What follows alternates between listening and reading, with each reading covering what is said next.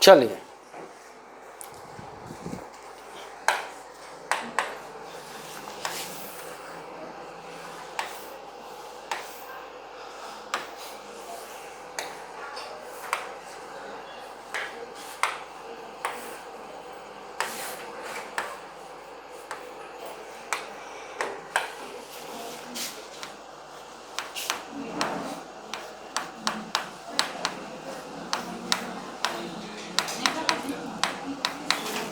Bharat union और centre, बड़ा गोला भारत है, इसके लिए हमारे पास संसद है, पार्लियामेंट जिसे हम कहते हैं। पार्लियामेंट के 3 ऑर्गन्स, 3 अंग, एक राष्ट्रपति प्रेसिडेंट ऑफ इंडिया,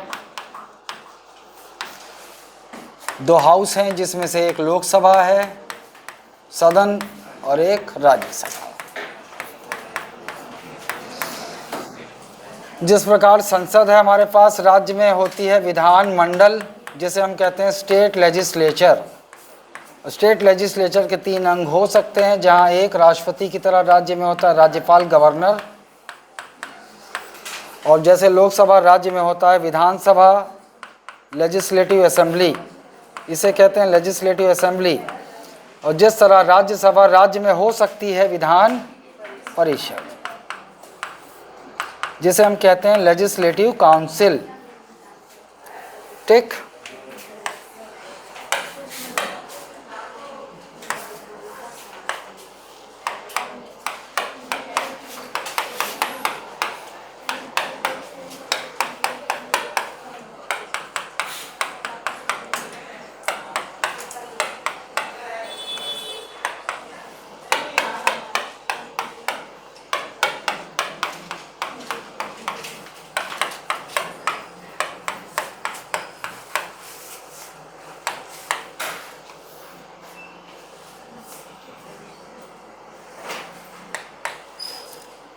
ये है मंत्रिपरिषद, काउंसिल ऑफ मिनिस्टर्स, और ये भी है मंत्रिपरिषद। मंत्रिपरिषद दोनों में अंतर बस इतना है, ये है केंद्रीय मंत्रिपरिषद या संघीय मंत्रिपरिषद, यूनियन और सेंट्रल काउंसिल ऑफ मिनिस्टर, और ये है राज्य, ये है राज्य मंत्रिपरिषद। ठीक, चलो, अबे कहाँ भटक रहे हैं सब।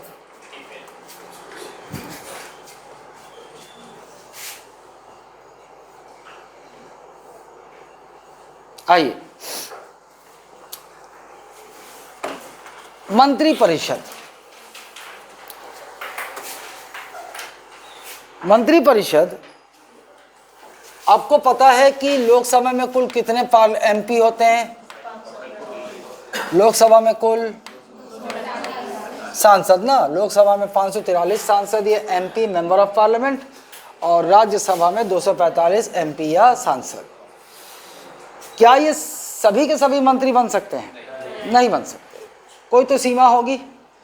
कुछ लोकसभा के हो सकते हैं सांसद जो मंत्री बने, कुछ राज्यसभा के हो सकते हैं, लेकिन ज़रूरी नहीं है सारे के सारे मंत्री लोकसभा के भी हो सकते हैं और सारे के सारे मंत्री राज्यसभा के भी हो सकते हैं, कोई ज़रूरी नहीं है, लेकिन हो सकते हैं, है ना। इसीलिए मैंने कॉमन गोला बना दिया दोनों का, कि कुछ मंत्री लोकसभा से भी हो सकते हैं प्रधानमंत्री समेत, कुछ मंत्री राज्यसभा से भी हो सकते हैं प्रधानमंत्री समेत, मतलब प्रधानमंत्री कहीं का भी हो सकता है।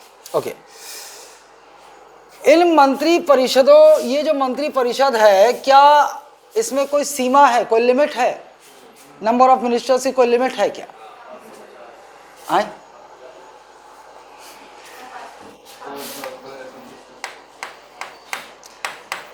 फर्स्ट संविधान संशोधन अधिनियम 2002, 90 एक बार थोड़ा सा क्विक चेक करना, 2002 है कि 2003 है ये 91st वाला? क्विक, मैं अपने मेमोरी पे चलता हूँ, हालांकि अभी तक ईयर देखो, ईयर बोल देते इतने में, 91st कॉन्स्टिट्यूशनल अमेंडमेंट ईयर आ जाता। 2003 है ना? हाँ, थोड़ा शंका हो रहा था। 2003। इस संविधान संशोधन द्वारा क्या तय किया गया? देखो, ये इसमें दोनों का सीमा तय किया गया है, केंद्रीय मंत्रिपरिषद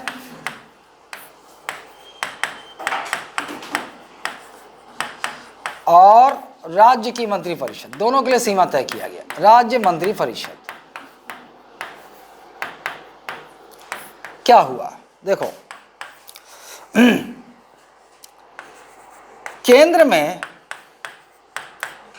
प्रधानमंत्री समेत मंत्रियों की अधिकतम संख्या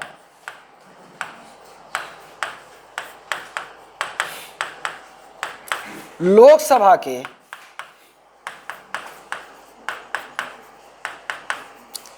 कुल सीट का 15% से अधिक नहीं हो सकता, से अधिक नहीं हो सकता।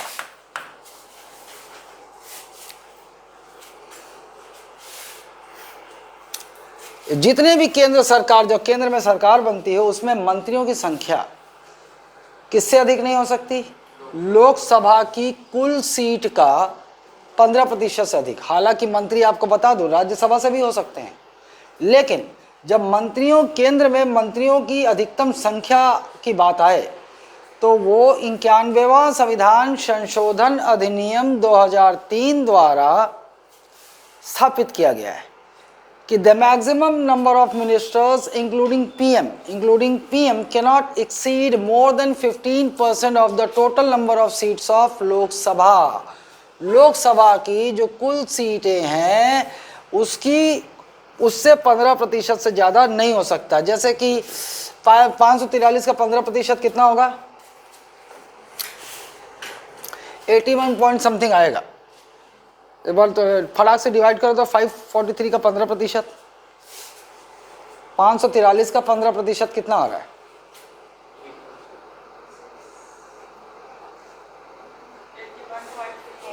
81.45 ये 15% है। इसका 543 का 15% इतना। अब बताओ कि कितना हो सकता है मैक्सिमम? 82 ना, राउंड फिगर करना पड़ेगा क्योंकि आदमी को दशमलव में कैसे काटेंगे ना। लेकिन आप गलत हैं। यहाँ क्या बोल रहा है? अधिक नहीं हो सकता। तो यहाँ पर राउंड फिगर करके आगे मत जाना ना। ये बोल रहा अधिक नहीं हो सकता। वो बहुमत वाले में चले गए होंगे, 271.5 से ज़्यादा होना चाहिए। तो वहाँ पर अपने को आगे बढ़ना पड़ता है, आगे बढ़ के राउंड फिगर करना पड़ता है। यहाँ आगे नहीं बढ़ना, यहाँ पीछे ही होगा, क्योंकि अधिक नहीं हो सकता। वो चाहे डेसिमल में हो, इससे ज़्यादा नहीं हो सकता। और यहीं पर भी बस बदलेगा क्या? चलो बताओ मेरे को। राज्य में मुख्यमंत्री समेत मंत्रियों की अधिकतम संख्या विधानसभा के कुल सीटों का 15% से अधिक नहीं हो सकता। एक ही संविधान संशोधन में दोनों के लिए व्यवस्थाएं ध्यान रखना। केंद्र में मंत्रियों की संख्या भी निश्चित की गई है और राज्य में, ठीक, ओके। और ये भी ध्यान रखना, उसमें प्रधानमंत्री, केंद्र में प्रधानमंत्री जुड़े हुए रहेंगे और राज्य में मुख्यमंत्री जुड़ा हुआ रहेगा। अच्छा चलिए राज्य में आ जाते हैं। छत्तीसगढ़ में कितनी विधानसभा सीटें हैं? 90। एमएलए सीट है 90। छत्तीसगढ़ में अधिकतम मंत्रियों की संख्या किससे अधिक नहीं हो सकती? ना मैं नंबर पूछ रहा हूँ, वो नहीं, वो तो डेफिनेशन तो जान गए आप। मंत्रियों की 90 का 15% कितना? 14.5 आएगा। 14.5 कि 13.5 आएगा? 13.5। तो चलो मेरे को बताओ, अधिकतम मंत्री छत्तीसगढ़ में कितने हो सकते हैं? 13 से ज़्यादा नहीं हो सकते। मुख्यमंत्री समेत, एक मुख्यमंत्री रहेगा, 12 अन्य मंत्री ना, ओके। ये तो अधिकतम की बात हमने तय कर ली, अधिकतम की बात। क्या केंद्र में यहीं पर बात कर लेते हैं, क्या केंद्र में न्यूनतम मंत्रियों की संख्या निश्चित है क्या? नहीं, ऐसा कोई प्रावधान नहीं है। केंद्र में न्यूनतम मंत्रियों की संख्या, ऐसा कोई प्रावधान नहीं है। लेकिन यहां राज्य में न्यूनतम मंत्रियों की संख्या निश्चित है। कम से कम कितने मंत्री होने चाहिए? 12। मुख्यमंत्री समेत कितने मंत्री? 12। राज्य में मुख्यमंत्री समेत न्यूनतम मंत्रियों की संख्या कितनी होनी चाहिए? 12। और अधिकतम कितने नहीं हो सकते, वो तो अलग अलग राज्यों की अलग अलग जनसंख्या है, अलग अलग आंकड़ा आएगा ना अधिकतम वाला। भाई किसी राज्य में अगर 400 सीट है तो वहाँ 1/3 से अधिक नहीं हो सकते, 15% से ज़्यादा नहीं हो सकते, तो वहाँ अधिकतम का संख्या आंकड़ा बदल जाएगा। लेकिन न्यूनतम तो तय है 12, न्यूनतम 12 होने ही चाहिए। विधानसभा सीट का 15% वो अपवाद है, उनको स्पेशल स्टेटस दिया गया था आर्टिकल 371 में, पढ़ेंगे अपन आगे। जैसे बहुत सारे राज्य हैं वहाँ पढ़ोगे जिनकी जनसंख्या कम है, जैसे अरुणाचल प्रदेश, सिक्किम, है ना, तो उनके लिए विशेष प्रावधान किए गए, स्पेशल स्टेटस। आगे अपवाद की बातें बाद में। क्लियर है ना? अब जो छात्र अभी इस बारिश के दौरान अनुपस्थित थे, आपको हवाई उड़ेगा। तो मैं बता दे रहा हूँ, इस संडे तक वीडियो देख लो, कहानी की तरह देख लो। ये जो पॉलिटिकर है, जो छात्र नहीं देख पाए हैं, आप कहानी की तरह देख लीजिए, समझ जाइए, बस आप पकड़ लोगे। मंडे से क्लास आप पकड़ लोगे, ठीक? जरूरी नहीं है कि याद रहे, लेकिन याद तो रहना चाहिए ना। कुछ तो क्वेश्चन दूंगा मैं संडे को ना, कुछ तो दूंगा।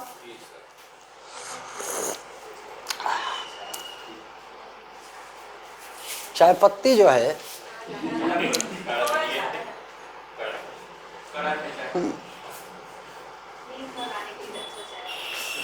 लेकिन मोला नींद नहीं आती इस, ये बात क्लियर है कि नहीं ना?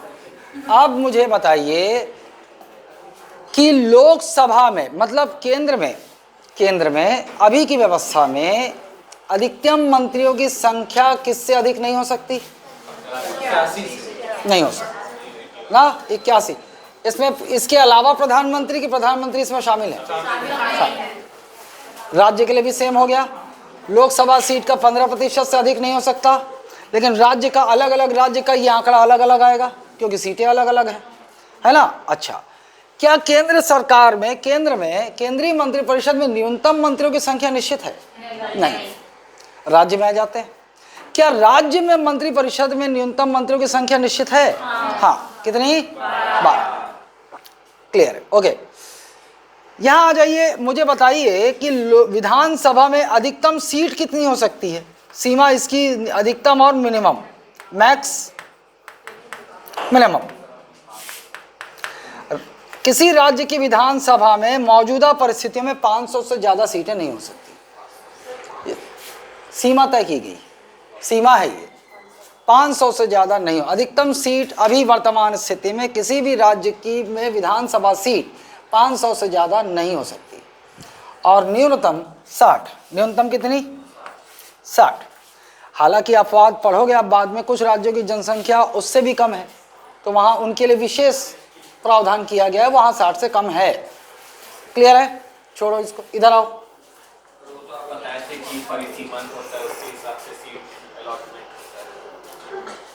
कब बताया मैं?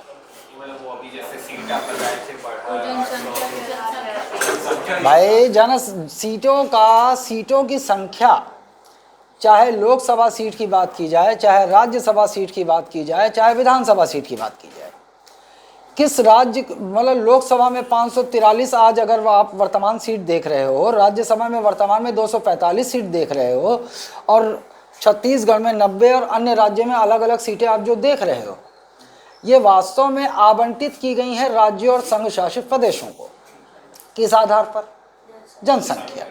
कौन से वर्ष का?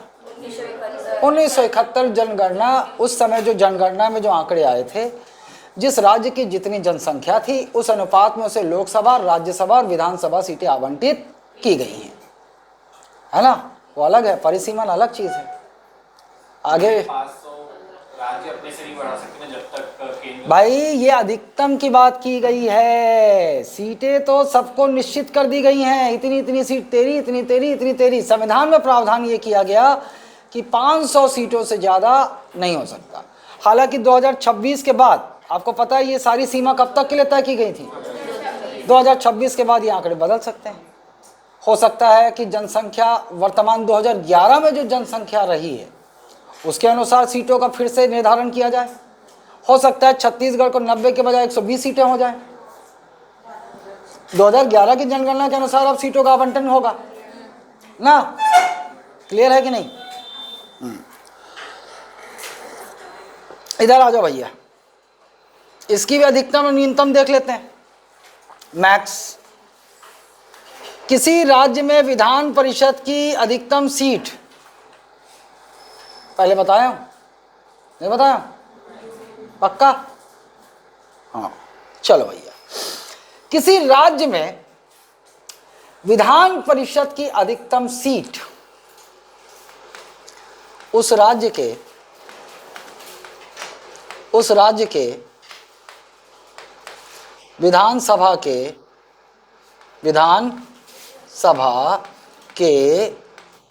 कुल सीट का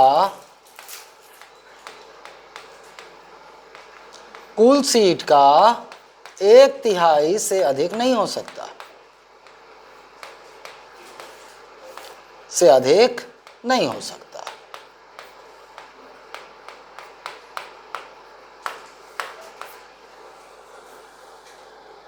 मतलब अगर छत्तीसगढ़ में विधान परिषद है क्या? छत्तीसगढ़ में नहीं है। अगर छत्तीसगढ़ में विधान परिषद बनना हुआ तो अधिकतम सीट किससे ज्यादा नहीं हो पाएगी? 30। 90 है अभी वर्तमान में, 1/3 30 होगा, तो मतलब 30 से अधिक हो ही नहीं सकती। ठीक, लेकिन न्यूनतम फिक्स है 40। किसी राज्य की विधान परिषद में न्यूनतम कितनी सीटें होनी चाहिए? 40। और हमारे छत्तीसगढ़ का अगर मान लो अधिकतम कैप, इसके हिसाब से, इस परिभाषा के हिसाब से 30 में ही खत्म हो जा रहा है। समझ में आया छत्तीसगढ़ में क्यों विधान परिषद नहीं है? हाँ भाई, न्यूनतम 40 होनी चाहिए और जो प्रावधान है उसके अनुसार 1/3 से ज़्यादा हो नहीं सकती। हमारे यहाँ 30 से, अब बनाना भी चाहें तो 30 से ज़्यादा हो नहीं सकती, लेकिन न्यूनतम 40 होनी चाहिए। यही कारण है कि छत्तीसगढ़ में विधान परिषद नहीं है। अब एक शब्द में अगर बोलना हो कि भैया क्या कारण है, एक लाइन में, कि क्या कारण है कि छत्तीसगढ़ में विधान परिषद नहीं है? जनसंख्या का अनुपात कम है। जनसंख्या कम है तभी तो। मान लीजिए जनसंख्या दुगनी होती, 1971 में जो भी जनसंख्या रही हो, अगर जनसंख्या दुगनी होती तो 180 के सीट आसपास होता हमारे पास। जनसंख्या दुगनी होती तो 180 सीट होती। 180 सीट होती तो 1/3 उसका कितना होता? 60। फिर तो अधिकतम सीमा 60 होती और न्यूनतम 40 है। आराम से 40 और 60 के बीच में सीट आराम से बनती है और छत्तीसगढ़ में विधान परिषद बन सकता था।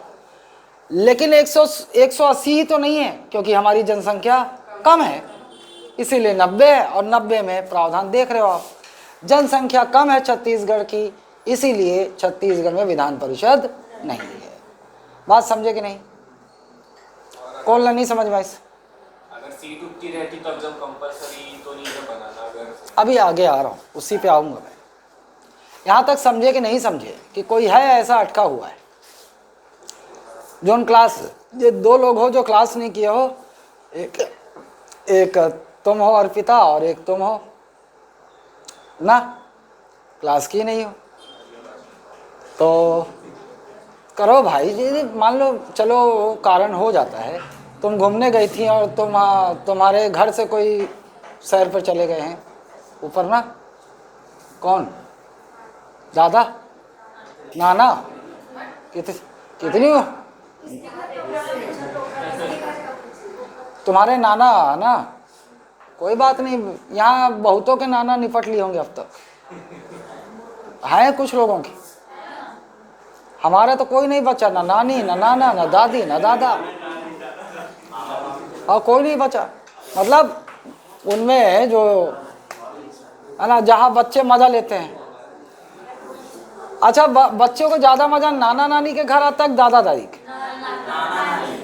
नाना नानी ना, दादा दादी के यहाँ क्या होता है, बहुत सारे अगर बेटे हैं तो बहुत सारे पोते होते हैं, तो वहाँ कोई कोई है।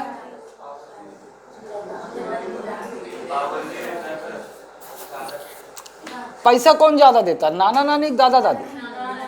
नाना नानी ज्यादा देते हैं ना, ये मैं भी अनुभव किया।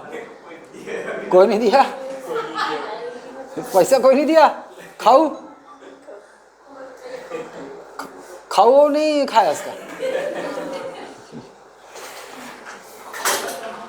काकर मोबाइल बाजा थे,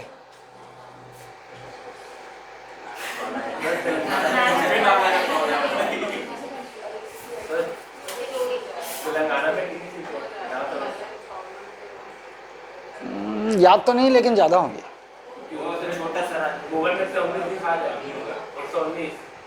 119 नहीं तो कोई दिक्कत नहीं ना, विशेष स्टेटस है ना, मैंने बताया ना कुछ राज्यों के लिए विशेष प्रावधान किया गया है, स्पेशल स्टेटस, वो पढ़ेंगे हम आगे। 371 आर्टिकल 371 में पढ़ेंगे। सिक्किम, गोवा, अरुणाचल प्रदेश, इनके लिए विशेष प्रावधान किए गए। अभी मैं सामान्य चीजें बात कर रहा हूँ। मैंने अभी बीच में बोला ना कि कुछ राज्यों के लिए इसके अपवाद स्वरूप विशेष व्यवस्था की गई है, जो आप आगे पढ़ोगे ना। अभी मैं सब कुछ अगर एक साथ झोंक दूंगा ना तो खिचड़ी हो जाएगा तुम्हारे दिमाग के अंदर। हाँ ठीक, अभी यहां तक क्लियर है। जब इसकी बात आ गई है तो कुछ और बात भी कर लेते हैं। जैसे आपके मन में एक प्रश्न आएगा 169, आर्टिकल 169 कि किसी राज्य में विधान परिषद का निर्माण या समाप्ति, है ना। ये देखो यहां है, विधान परिषद का निर्माण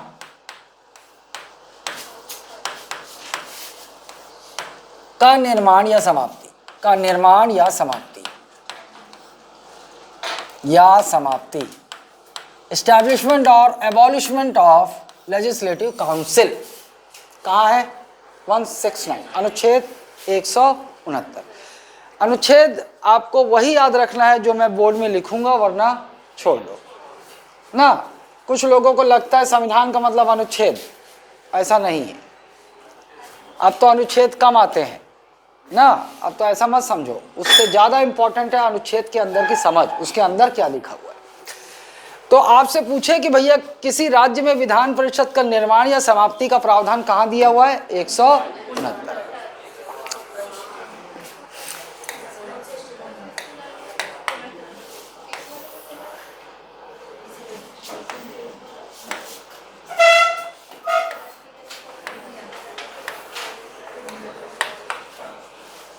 ये संसद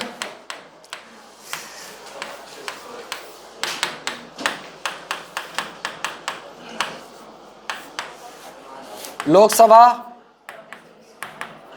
यह है आपका विधानमंडल किसी राज्य का। समझ लो हम छत्तीसगढ़ की ही बात कर रहे हैं, है ना। और यह है विधानसभा, और यह है, आपको पता है छत्तीसगढ़ में विधान परिषद नहीं है। यह स्थिति है। अब देखते हैं पूरा स्ट्रक्चर कि कैसे किसी राज्य में विधान परिषद का निर्माण या समाप्ति हो सकती है ना। देखो, किसी भी राज्य में विधान परिषद का निर्माण करना हो, या विधान परिषद राज्य में होगा ना, ये शक्ति किसके पास है? संसद के पास। किसके पास है? अगर संसद ना हो तो हम बोल सकते हैं केंद्र सरकार। भाई केंद्र सरकार जो प्रक्रिया अपनाएगी वो संसद से ही, उसकी मर्जी है। केंद्र सरकार, किसकी मर्जी? केंद्र सरकार ना। आगे इसकी है।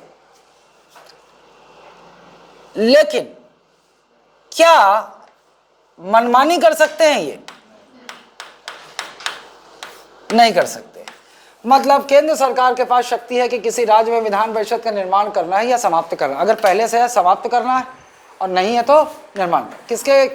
केंद्र सरकार के पास शक्ति है ना। अच्छा, लेकिन मनमानी नहीं कर सकती। देखो कैसे, समझो इसको।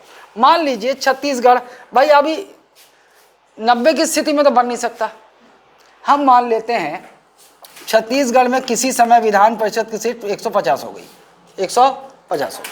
अब तो अधिकतम और न्यूनतम वाले आंकड़े में फिट बढ़ जाएगा, क्योंकि 150 का अधिकतम कितना हो जाएगा, 15%, 45 हो जाएगा ना, 45 हो जाएगा, और न्यूनतम 40 है, तो 40 से 45 के बीच में कोई भी सीट निर्धारित हो सकती, बन सकती है, 150 है।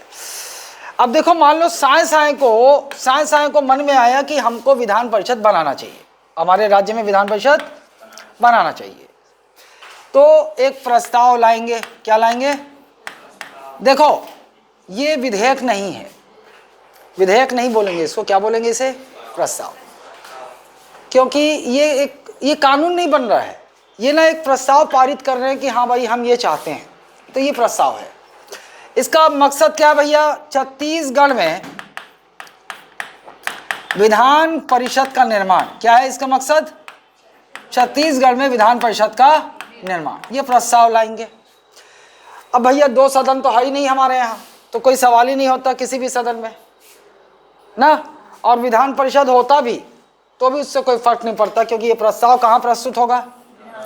विधानसभा में होगा। प्रस्ताव कहाँ प्रस्तुत होगा? विधानसभा, विधानसभा में प्रस्तुत होगा, और विधानसभा अब इसको मतदान द्वारा इस पर प्रतिक्रिया करेगा।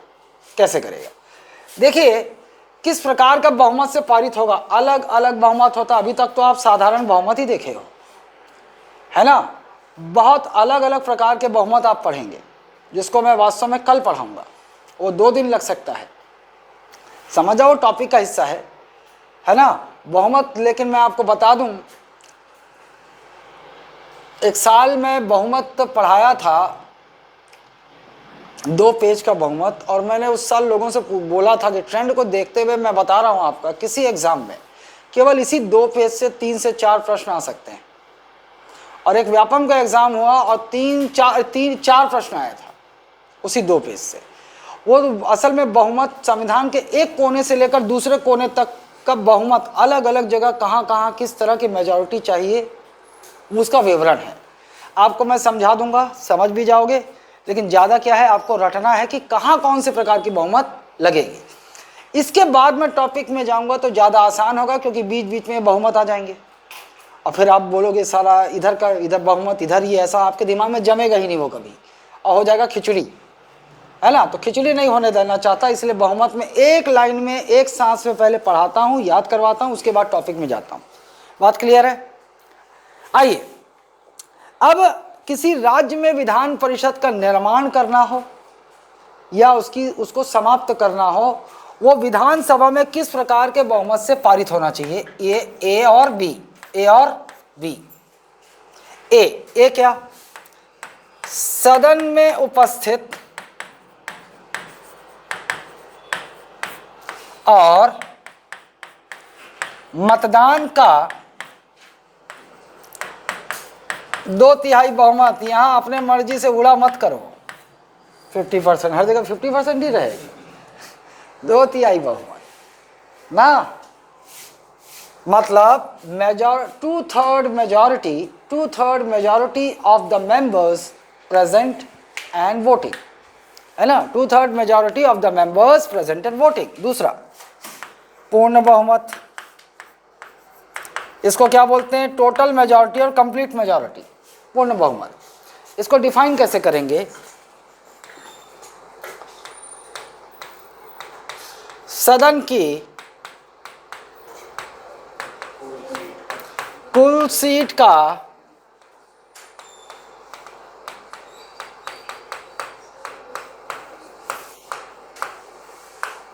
इंग्लिश में क्या बोलेंगे? Majority of more than 50% of the members present and voting नहीं बोलूंगा मैं, of the total strength of the house, of the total strength of the house. इससे पहले जो आप साधारण बहुमत देखे, अभी समझा दूंगा मैं। ये देखो, सदन की कुल सीट का 50% से अधिक का बहुमत। अब इसको समझ लेते हैं। चलो, वोटिंग हुई ना, वोटिंग हो गई, अब ये आ गया प्रस्ताव और वोटिंग हो रही है। 150 तो समझ जाओ कि क्या है, ये कुल सीट है, कुल सीट है, टोटल स्ट्रेंथ है ना। जिस दिन मतदान होना था पता चला कि 25 एब्सेंट है, तो प्रेजेंट कितने हैं? 125 प्रेजेंट है। उससे 5 लोगों ने बोला हम वोट ही नहीं करते साला, न पक्ष में विपक्ष में। 120 लोगों ने वोट किया, 120 लोगों ने वोट किया। रिजल्ट जो आया वो कुछ इस प्रकार का आया कि 90 लोगों ने पक्ष में किया, 30 लोगों ने, मतलब वो 90 लोग चाहते थे कि छत्तीसगढ़ में विधान परिषद बने और 30 लोग चाहते थे विधान परिषद ना बने। ये रिजल्ट आया हमारे पास।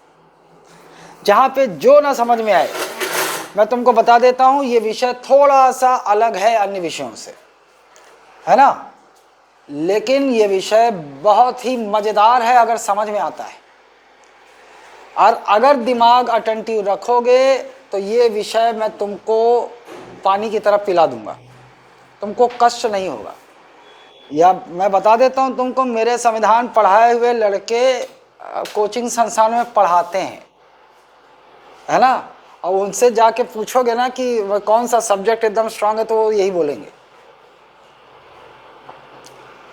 90 और 30। अब चलो चेक करते हैं।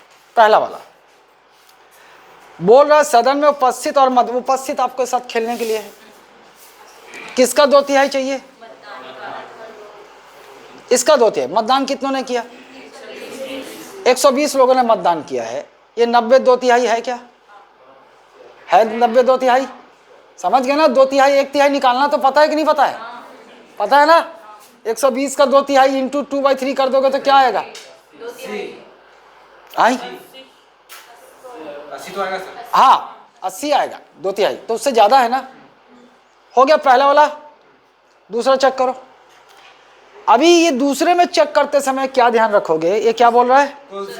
पुल सी। हमें नहीं उससे मतलब कितने आए हैं कितने नहीं, हमें नहीं मतलब कितनों ने वोट किया नहीं किया, हमें उससे कोई मतलब नहीं। जो वोटिंग का रिजल्ट है वो कुल सीट का 50%, 150 है कुल सीट, ये उसका 50% से ज्यादा है क्या? है। ये भी हो गया। मतलब छत्तीसगढ़ की विधानसभा ने विधान परिषद के निर्माण का प्रस्ताव जो बहुमत चाहिए संविधान के अनुसार वो प्राप्त कर लिया, पारित हो गया। पारित एक भी अगर इसमें फेल हुआ तो पारित नहीं होगा। समझ रहे इन्होंने? पक्का? पक्का ना? कि नींद आता है इस विषय में? है? नींद आता है? होता है। देखो मैं तुमको बता दूं कि कुछ सारे आप लोग कॉम्पिटिटिव एग्जाम की तैयारी कर रहे हो ना, तो आपके पास एक बड़ी चुनौती है। चुनौती क्या है होता है मैं बताता हूं। हर सब्जेक्ट हर छात्र को इंटरेस्टिंग नहीं लगेगा। अधिकांश लोगों को तो मैथ्स रीजनिंग बेकार लगेगा। फिर मैथ्स रीजनिंग अच्छा है तो अधिकांश लोगों को फिर जीएस का कोई ऐसा विषय होगा जो बेकार लगेगा। उसमें सबसे नंबर 1 होता है हिस्ट्री। बहुत फैक्चुअल डेटा है ना हिस्ट्री। अब अधिकांश बोल रहा हूं, कुछ लोग होंगे जरूर जिनको इतिहास से प्रेम हो जाएगा ना। और फिर अधिकांश लोगों को, अधिकांश नहीं कम संख्या होती पॉलिटी में, अगर समझ में आए ना तो इससे भागने वालों की संख्या कम होती है। क्योंकि जीएस में जो आपको सबसे ज्यादा परेशान करेगा वो यही है, कंसेप्ट की क्लैरिटी नहीं आई तो प्रश्न नहीं बनता।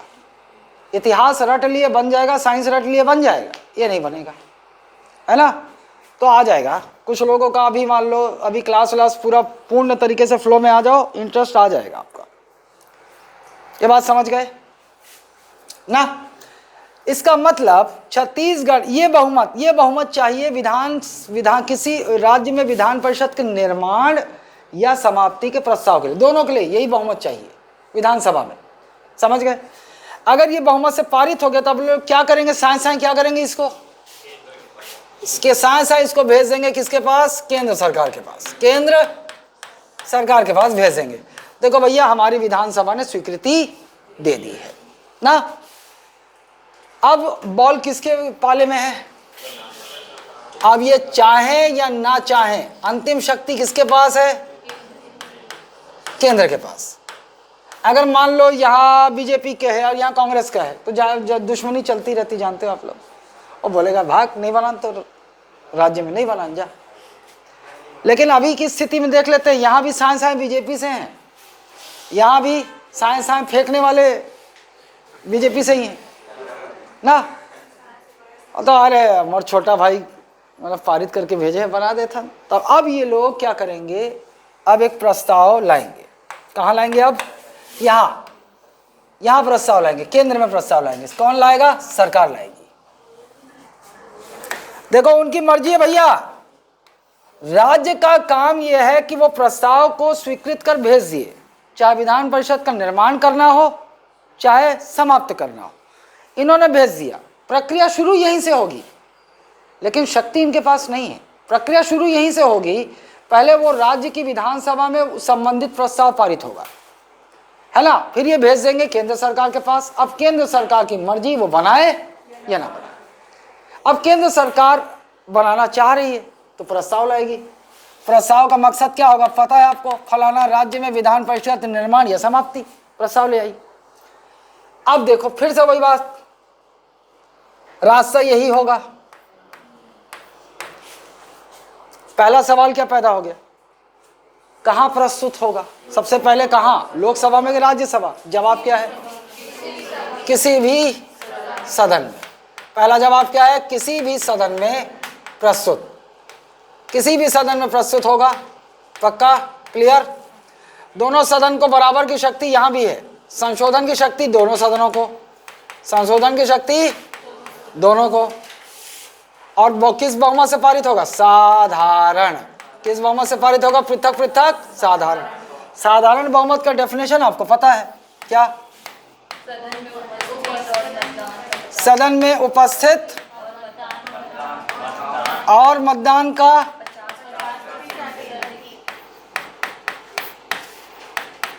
50% से अधिक, ये तो पता है आपको। ये वाला और ये वाला एक जैसा लग रहा है क्या? ये वाला और ये वाला, अगर जो पहले क्लास नहीं किए होंगे तो उनको एक जैसा लग रहा हो, अंतर है। यहां पर जितने मतदान करेंगे उसका 50% से अधिक होना चाहिए। यहां पर उससे मतलब ही नहीं है, यहां कुल सीट का 50% से अधिक होना चाहिए। दोनों अलग अलग बहुमत है। उसको साधारण बहुमत को ऑर्डिनरी और सिंपल मेजॉरिटी कहते हैं, है ना। चलो ये बात क्लियर है। यहां से पास हो गया किसी भी सदन, चलो पास हो गया दोनों से। एक भी सदन ने फेल कर दिया तो फेल हो गया, खत्म। लेकिन दोनों सदन को पारित करना जरूरी है। दोनों सदन से पारित हो गया, पहुंचा, अब राष्ट्रपति के पास वही शक्तियां भैया, है ना। मतलब राष्ट्रपति की स्वीकृति, अगर स्वीकृति दे दी राष्ट्रपति ने तो बन गया, उस राज्य में विधान परिषद बन जाएगा या समाप्त हो जाएगा। बात क्लियर है? कहा हो गया नोनी? तो सहेली चल दी, हंस ले हंस रही थी लेकिन अच्छा। कुछ लोग जैसे होते हैं, कुछ लोगों का जैसे दांत उबड़ खाबड़ रहता है, जैसे मेरा है। तो मान लो खुल के जब हंसी आता है तो लोग ऐसा करते हैं ना, देखना कुछ पुरुषों को भी देखना ऐसे हंसेंगे, और अधिकांश महिलाएं ऐसे हंसती हैं ना, ऐसे रख लेती हैं, खुलखिला के हंसना है तो। अच्छा, उसके दो कारण है। एक तो घर की माताओं ने सिखाया है कि ऐसे बेशरम की तरह लड़कियों को नहीं हंसना चाहिए। मैं बता रहा हूँ, हर लड़की को बचपन में ये हिदायत मिली होगी कि ऐसे खिलखिला के दांत दिखा के पब्लिकली नहीं हंसना है ना। ये भी मेरे को अजीब वो लगता है, फिर शोषणकारी लगता है मेरे को। लेकिन अधिकांश वो लोग खिलखिला के नहीं हंसते जिनका दांत उबड़ खाबड़ रहता है, लेकिन मेरे कोई फर्क नहीं पड़ता। पहली बात तो हंसी मेरे को कम आती, हंसी जब आता है तो फिर फरसा हो या रापा ऊपर होना चाहिए ना। और लड़कियों को भी ये सोचना चाहिए, हंसो खिलखिला के। उसको हंसी आया, कुछ लोग जोक मारे होंगे बीच में, कोचका कोचकी किए होंगे, हंसी आया उसको, लेकिन ऐसे छुपा के हंस रही थी ना। हंसना चाहिए ना, हंसने से स्ट्रेस लेवल कम होता है ना। हाँ भैया, यहां तक क्लियर है। विधान परिषद का निर्माण या समाप्ति, अब मैं उम्मीद करता हूं कि आपसे किसी भी किस्म से सवाल पूछे तो आप बना लेंगे। विधान परिषद का निर्माण या समाप्ति का प्रावधान संविधान में कहां है? किसी राज्य में विधान परिषद का निर्माण या समाप्ति की शक्ति किसके पास है? क्या केंद्र सरकार अपनी मर्जी से किसी राज्य में विधान परिषद का समाप्ति या निर्माण कर नहीं? इसकी शुरुआत कहां से होगी? राज्य से शुरू होगी। इससे संबंधित प्रस्ताव राज्य की विधानसभा में किस प्रकार के बहुमत से पारित होना चाहिए? दोनों। असल में दोनों को मिलाकर विशेष बहुमत कहते हैं, लेकिन विशेष बहुमत के बहुत प्रकार होते हैं। आपसे ये लाइन लिख के पूछेगा ना, सदन में उपस्थित और मतदान का 2/3 बहुमत और सदन की कुल सीटों का 50% अधिक के बहुमत से पारित होना चाहिए। ये पारित हो गया, फिर केंद्र सरकार को भेज देगी, है ना। और केंद्र सरकार, अच्छा, किसी राज्य में विधान परिषद का निर्माण या समाप्ति का प्रस्ताव संसद में किस प्रकार के बहुमत से पारित होना चाहिए? हो गया। इतने ही सवाल बनेंगे तुमसे, वो क्लियर हो जाना चाहिए। क्लियर? आइए अब हम लोग कल के एंगल में चलते हैं। कल के एंगल में और कुछ चीजें बताता हूं।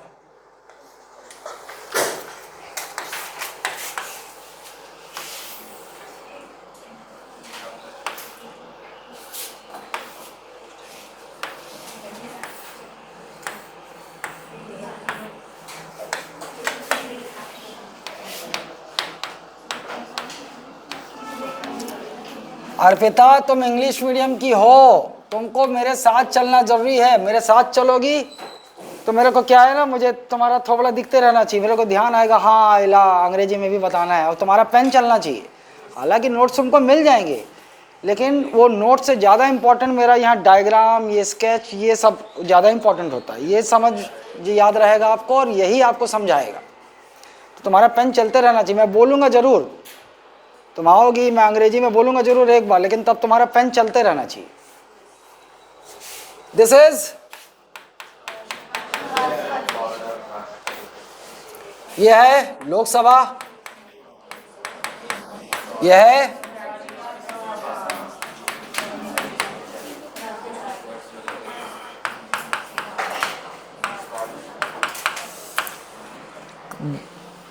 दोनों भाषाओं में कंट्रोल बहुत कम लोगों का होता है जो पढ़ा पाएंगे।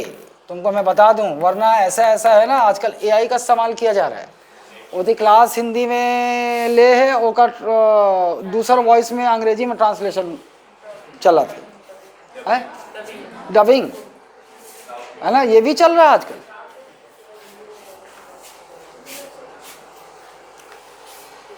चलिए भाई, कल आप लोगों ने कल की क्लास में देखा था कि हमने एक बिल देखा था ना, बिल, विधेयक, साधारण विधेयक समझा था। साधारण विधेयक का कानून बनने का, कौन बड़बड़ा रहे? क्या है? आवाज तेरी थी।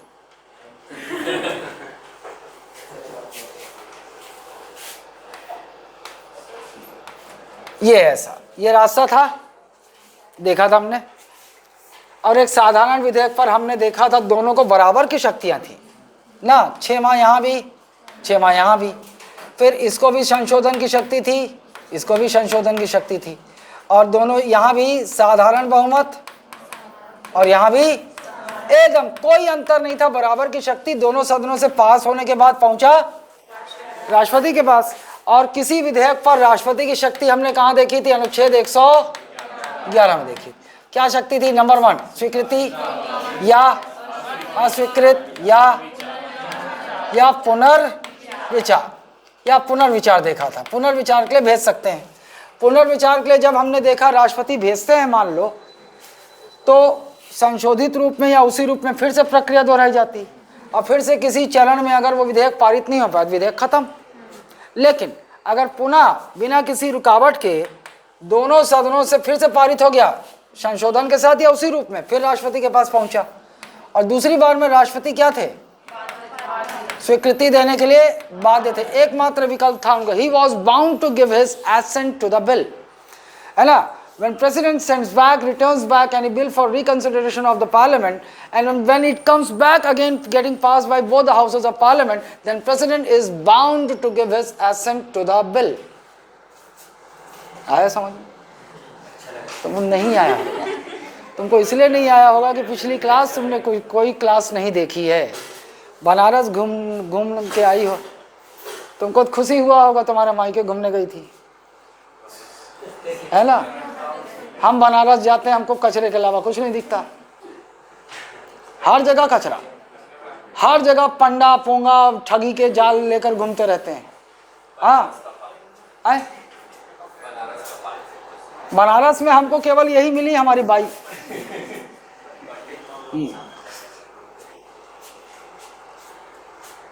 यहां तक तो क्लियर था। कोई समस्या है, था किसी को?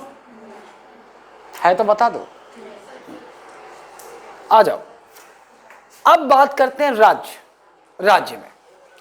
भाई हम लोगों ने देखा था संसद में कितने प्रकार के बिल आ सकते थे, विधेयक आ सकते थे, विधेयक आ सकते थे, देखा था हमने। एक साधारण जिसे हम कहते हैं ऑर्डिनरी बिल, एक आपका वित्त जिसे हम कहते हैं फाइनेंस बिल, एक आपका धन जिसे कहते हैं मनी बिल, एक है संविधान संशोधन विधेयक जिसे हम कॉन्स्टिट्यूशनल अमेंडमेंट बिल कहते हैं। ये चारों आ सकते हैं। राज्य की बात कर लें तो राज्य में भैया, राज्य में भी साधारण आता है, वित्त आता है, धन आता है, लेकिन ये नहीं आता। संविधान संशोधन विधेयक राज्य में पैदा ओरिजिनेट नहीं होता है, राज्य में पैदा नहीं होता है, मतलब उसको अधिकार ही नहीं दिया गया है। हम कह सकते हैं संविधान में संशोधन करने का विशेष अधिकार संसद के पास है, कह सकते हैं। भाई राज्य को अधिकार ही नहीं है तो विशेष अधिकार हुआ कि नहीं हुआ? संविधान में संशोधन करने का विशेष अधिकार किसके पास है? राज्य, क्योंकि संसद के अलावा कोई और संविधान में संशोधन कर ही नहीं सकता। ठीक, संविधान संशोधन अलग चीज है, कानून अलग चीज है। दहेज रोकने के लिए एक कानून बनाना चाहते हैं हम, वो अलग बात है, लेकिन संविधान की किताब में कुछ छेड़छाड़ करना है, वो अलग चीज है। समझ रहे हो? संविधान संशोधन का मतलब संविधान की जो मूल बुक है उसमें कुछ परिवर्तन करना, उसमें परिवर्तन करने का अधिकार केवल और केवल संसद को है ना। ठीक है कि नहीं? आ जाइए भैया, फिर राज्य में भी आएगा विधेयक, क्योंकि राज्य को भी कानून बनाने का अधिकार है ना। कितने विषय हैं? 61। राज्य सूची में कितने विषय हैं? 61। और समवर्ती सूची में कितने? 52। इतने विषय हैं जिसमें राज्य कानून बना सकता है ना। आइए, यहां भी साधारण विधेयक का एंगल ले लेते हैं भैया। कौन सा पार्ट टाइप का? साधारण ही ले लेते हैं, क्योंकि अलग अलग विधेयक अलग अलग प्रक्रिया। यहां भी साधारण ले लेते हैं। फिर वही, अगर ये नहीं है, ये सारे राज्य में नहीं है, सारे राज्य में कहाँ है, तो सिंपल क्या होगा भैया, पता है अपने को स्पष्ट, कहाँ प्रस्तुत होगा? कोई बात ही नहीं है, एक ही सदन है, वहीं आना है, और उसके बाद जाएगा सीधे, और राज्यपाल के पास अनुच्छेद 200 में शक्ति है। लेकिन अगर दोनों है तो फिर वही बात, किसी भी सदन में प्रस्तुत, सेम किसी भी सदन में प्रस्तुत किया जा सकता है। फिर दोनों सदनों को संशोधन करने की शक्ति है, सब कुछ सेम है, दोनों है, तो क्या अंतर है वो बताओ, वो ध्यान दो। ये कितने माह तक रोक सकता है? अंतर बता रहा हूं, ये कितने माह तक रोक सकता है? 6 माह। लेकिन विधान परिषद पहली बार में कितनी, अधिकतम कितने माह रोक सकता है? 3 माह। फिर अब दोनों है तो पास हो गया, और इसको तो ये पास करे या ना करे कोई फर्क ही नहीं पड़ता, पारित मान लिया जाएगा। पहुंचा राज्यपाल के पास, राज्यपाल के पास शक्ति जानते हो, पहला स्वीकृति या अस्वीकृति या पुनर्विचार, है ना। अभी रुको, अब राज्यपाल ने पुनर्विचार के लिए लौटा दिया, फिर वही जो लाया है वो उसको संशोधित कर दे राज्यपाल के अनुसार या ना करे, फिर से ले गया प्रोसीजर में, फिर दूसरी बार भी इसके पास कितना महीना है, अगर 6 महीने में कुछ नहीं किया तो समाप्त, लेकिन 6 महीने में फिर से पास कर दिया इसने, फिर यहाँ जाएगा, यहाँ अधिकतम अब कितने बार रोक सकता है ये, 1 माह, दूसरी बार में 1 माह, मतलब पहली बार जब कोई विधेयक विधान परिषद में पहुंचेगा तो कितने माह रोक सकता है, 3 माह, दूसरी बार में, और दूसरी बार तभी आएगा जब राज्यपाल पुनर्विचार के लिए लौटाएगा, तभी आएगा ना दूसरी बार में। कुल मिलाकर कितने माह रोक सकता है, 4 माह। लेकिन ये विधेयक का कुछ भी नहीं कर सकता, ज़्यादा से ज़्यादा पहली बार में 3 माह रोक सकता है, दूसरी बार में 1 माह, और इससे ज़्यादा कुछ नहीं हो सकता, क्योंकि अगर ये पारित नहीं भी करता है तो भी पारित मान लिया जाएगा। बात क्लियर है। इसी को हम संवैधानिक भाषा में क्या कहेंगे कि the legislative assembly of a state has overriding powers over legislative council. क्या बोलेंगे, ओवरराइडिंग पावर्स। इसी को अधिभावी क्या कहेंगे हिंदी में, अधिभावी। याद रहना चाहिए टेक्निकल शब्द को, कैसी शक्ति, अधिभावी।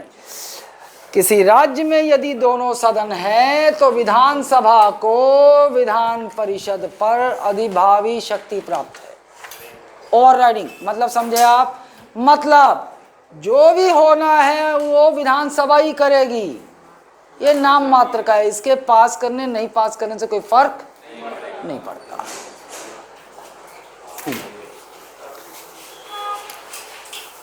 नोनी ये संडे तक वीडियो देख लो और कॉपी में लिखना, जहाँ समझ में ना आए ना वहाँ मेरे से पूछना, क्योंकि अब मेरे साथ रहो, चलोगी तो मैं बताऊंगा, तुम दिखती नहीं हो तो फिर मैं फ्लो में बह जाता हूँ ना।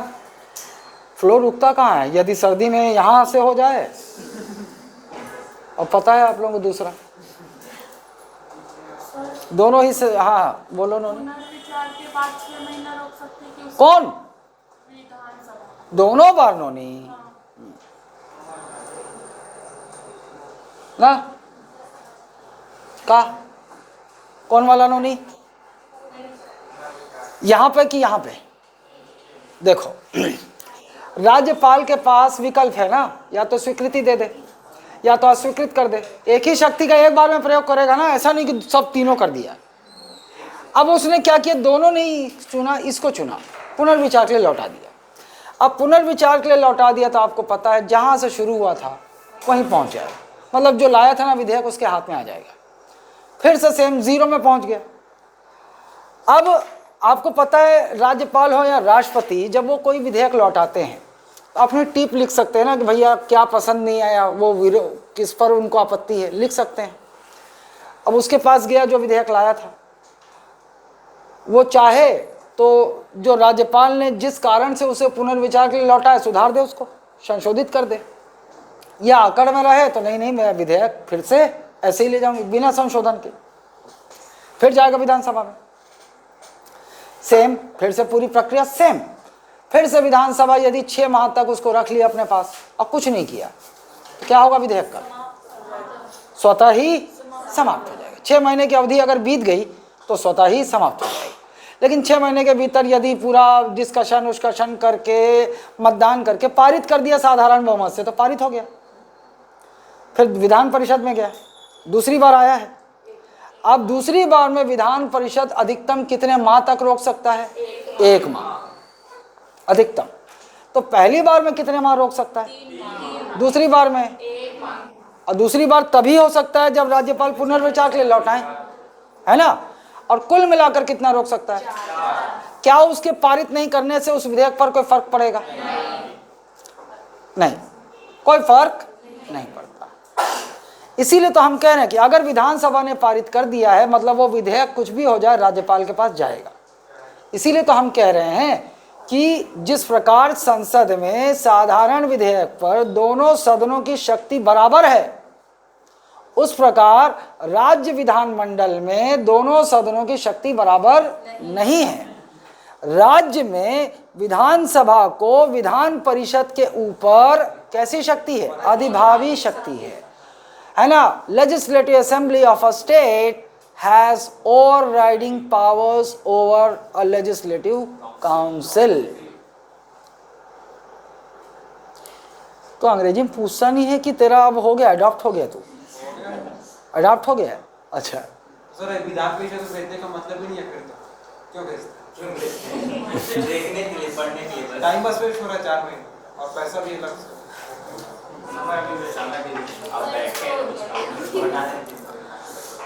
ये बिल्कुल उसी प्रकार है जिस प्रकार लोग जा रहे हैं, मस्जिद जा रहे हैं, मंदिर जा रहे हैं, दुनिया भर का मांग रखते हैं, पूरा होने वाला नहीं है। इत्तेफाक जो होगा तुम्हारे जीवन में इत्तेफाक सही होना है या ना। अगर मान लो ये देखो जैसा साइंटिफिक होता है ना, अगर ये केमिकल में ये मिलाओगे तो ये बनेगा।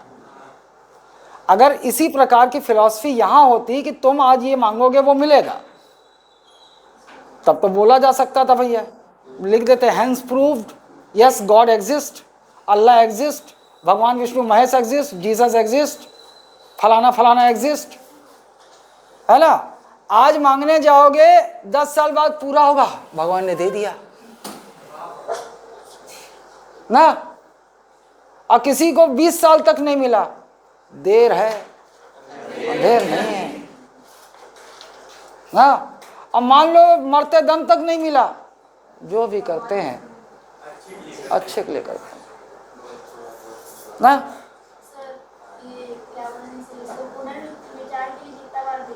एक ही बार नहीं, एक ही बार, एक ही बार। हाँ, उसका भी सवाल सही था कि फिर आया तो नहीं। देखो फिर पुनर्विचार के लिए भेज नहीं सकता, दोबारा समझ जाओ कि कैसे। यहाँ दूसरी बार जब आ गया, ये आ गया राज्यपाल के पास, तो राज्यपाल क्या है? उनको स्वीकृति देना ना, एक ही विकल्प तो है। अब उसके बाद पुनर्विचार का सवाल ही पैदा नहीं होता ना, देना ही पड़ेगा। वो तो अधिनियम बन जाएगा ना, एक्ट बन जाएगा, कानून बन जाएगा। क्लियर है बात? अब लेकिन राज्यपाल के पास एक अतिरिक्त तो शक्ति है, राष्ट्रपति के विचारार्थ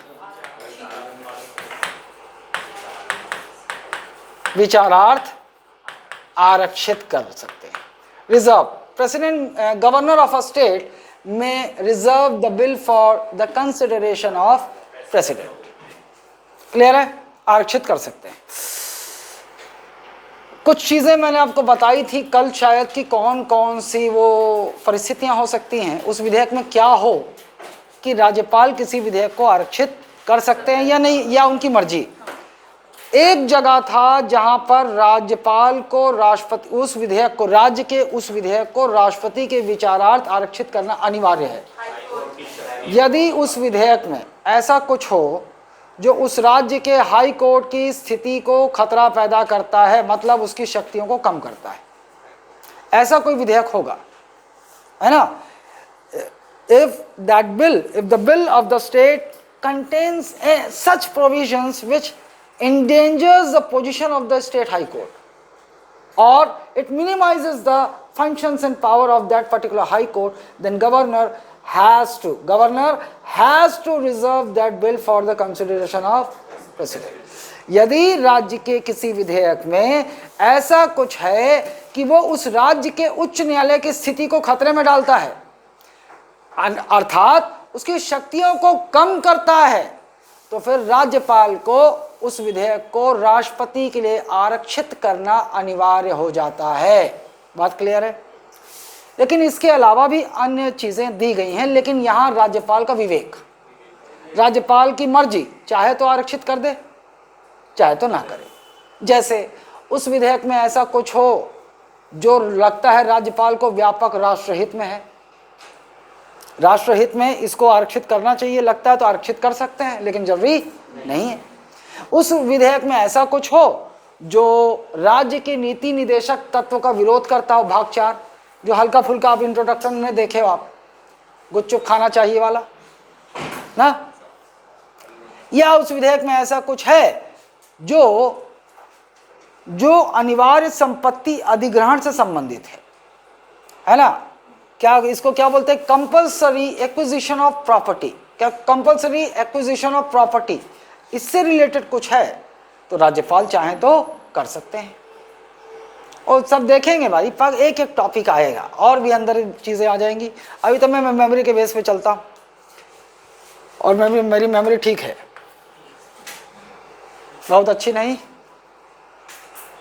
ना पहले से, लेकिन ठीक है। और तुम वहां तक भी पहुंच जाओगे, टॉपर हो जाओगे सालों। जहां अभी मेरी मेमोरी है वहां तक भी पहुंच जाओगे ना, पहुंच जाओगे। तो तुम लोग थोड़ा शर्म किया करो, अगर ये इसका ख्याल रखो। देखो है शर्म, अच्छा शर्म, अगर तुम ऐसा नहीं कर पा रहे हो इसका मतलब जानते हो रिक्वायर्ड काम नहीं कर रहे। बार बार रिवाइज करो, रिवाइज करो। किसी का बुद्धि कम या ज़्यादा नहीं होता, बार बार रिवाइज करो, पहुंच जाओ। बार बार रिवाइज करो, सॉलिड रिवीजन, कंसंट्रेशन के साथ। तुम सबके पास मेमोरी है।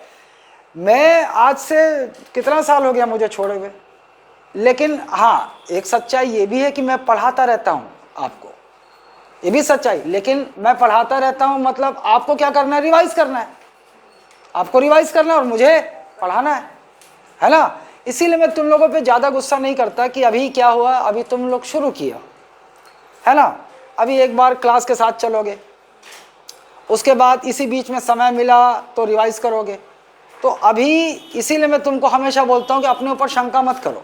वो समय के साथ आप 2-3 जैसे रिवीजन बढ़ाओगे सब आ जाएगा दिमाग में, लेकिन पढ़ोगे ही नहीं तो फिर कुछ नहीं हो सकता। यहाँ तक क्लियर है। अब जैसे ही राज्यपाल किसी राज्य के विधेयक को आरक्षित करते हैं, राज्यपाल का रोल खत्म, वो पहुंच जाएगा किसके पास। अब किसी राज्य के विधेयक पर राष्ट्रपति की शक्ति किसमें है, 200 और तीनों शक्ति है, स्वीकृति या अस्वीकृति या पुनर्विचार। ये भी भेज सकते हैं भाई, राज्य का विधेयक था तो पुनर्विचार किसको भेजेंगे, अब फिर से अगर पारित हो गया तो, अगर मान लो फिर से फेल हो गया तो बात ही खत्म, लेकिन फिर से पारित हो गया तो राज्यपाल के पास जाएगा कि राष्ट्रपति के पास। अब यहां फिर से राष्ट्रपति के पास जाएगा और इस बार राष्ट्रपति के पास 2 शक्तियां हैं, याद रहे, स्वीकृति या दोनों। मतलब राज्य के विधेयक पर राष्ट्रपति को पुनर्विचार के बाद 2 शक्तियां हैं, या तो स्वीकृति दे सकते हैं या फिर एकदम कोई कंफ्यूजन नहीं होना चाहिए। सुन लो ध्यान से, संसद का विधेयक दोनों सदनों से पारित हुआ, पहुंचा राष्ट्रपति के पास, राष्ट्रपति ने पुनर्विचार के लिए संसद को लौटा दिया, फिर से किसी भी तरह से दोनों सदन से पारित हो गया, फिर राष्ट्रपति के पास पहुंचेगा। राष्ट्रपति बाध्य है। राज्य का विधेयक पारित हो गया, राज्यपाल के पास पहुंचा, राज्यपाल ने पुनर्विचार के लिए लौटा दिया, फिर से विधानसभा ने पारित कर दिया, फिर राज्यपाल पास पहुंचेगा, राज्यपाल बाध्य। सेम है ना, अपनी अपनी जगह दोनों बाध्य हैं। लेकिन राज्य का विधेयक यदि राष्ट्रपति के पास पहुंच गया, और वो एक ही परिस्थिति में पहुंच सकता है जब राज्यपाल आरक्षित कर दे, और राज्य का विधेयक को राष्ट्रपति ने पुनर्विचार के लिए लौटाया, फिर से पहुंच गया राष्ट्रपति के पास, तो राष्ट्रपति बाध्य नहीं है। राष्ट्रपति स्वीकृति के लिए बाध्य नहीं है। उनके पास दोनों विकल्प ओपन है, या तो स्वीकृति या तो अस्वीकृति। बात क्लियर है।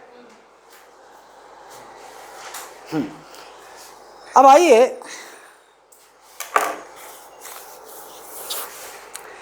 ये साधारण विधेयक की बात हो गई।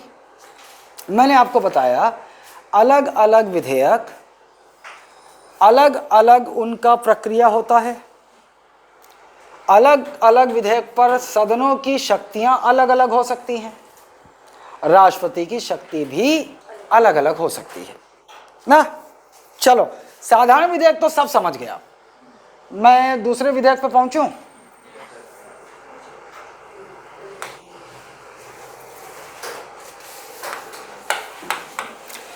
मैं तुमको बता रहा हूं, अलर्ट रहोगे ना। तो मैं नहीं कहता, लोग ऐसा कहते हैं कि मेरी पढ़ाई हुई चीजें आपको कहानी की तरह याद आएंगी। तुम लोग को ऐसा लगता है? पहले स्टूडेंट तो बोलते हैं हाँ तो इसका मतलब ये है कि क्लास में यदि अलर्ट रहोगे तो आपका अधिकांश चीज़ें आपके दिमाग में यहीं बैठ सकती हैं। अलर्ट नहीं रहोगे तो फिर क्लास में घर में जाकर मेहनत अलग से करना होगा और शायद कन्फ्यूजन की स्थिति बनी रहे। ये लो बना मैं बोर हो गया साला। हरी भरी जब देखो साला तब, अरे तो जो गोद देता हूं ना मैं,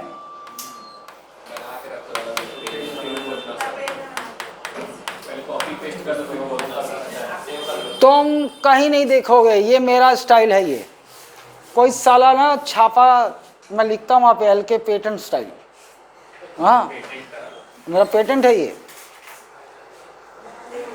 और तुमको मैं बता दूं, मैं पहली बार जब क्लास ले रहा था ना तो मेरा पहला क्लास पॉलिटी का ही था, अपनी कोचिंग का पहला क्लास यही था।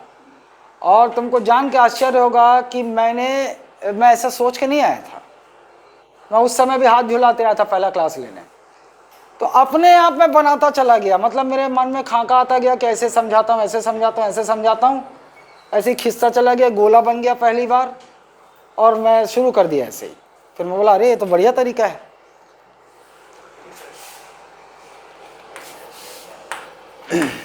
विधान मंडल,